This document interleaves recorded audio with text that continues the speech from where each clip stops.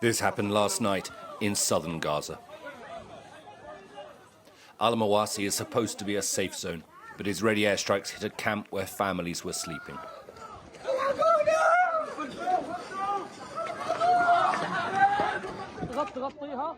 They desperately tried to put out the fires, even throwing sand onto the flames.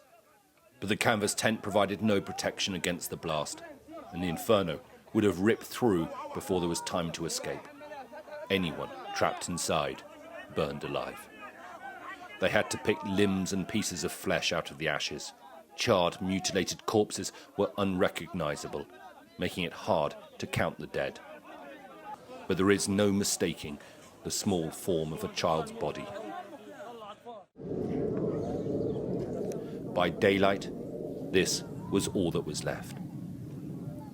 Well, it's another day of devastation here in Gaza. The stories coming from the north, absolutely horrific, particularly around the Indonesian hospital, but also in Al-Mawasi area this morning where 36 people were killed in the so-called safe zone.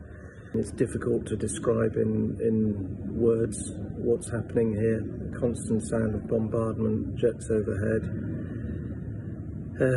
If Cambodia was the killing fields, then Gaza now is the slaughterhouse. In Gaza City to the north, there were yet more funerals today. Mahmoud had to bury her daughter.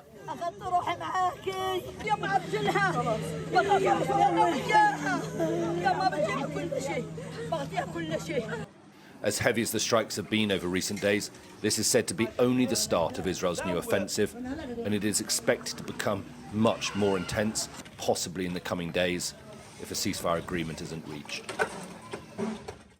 More Palestinian journalists have been killed in the last 24 hours, including Aziz al-Hajja, who was killed with his wife and children in northern Gaza. Ahmed al-Zanati, his wife Noor, and 2 of their children died when an airstrike hit their tent in Khan Yunis. Noor Kandil, her husband Khalid, and young daughter were all killed when their home in central Gaza was hit. And Abdel Rahman al-Abadleh had been missing for 2 days. His body has now been found in southern Gaza.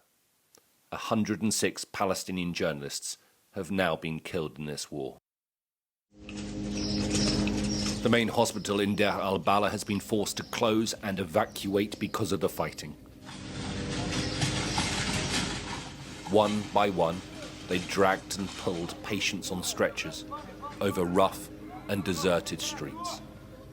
The never-ending hum of drones overhead and gunfire close by.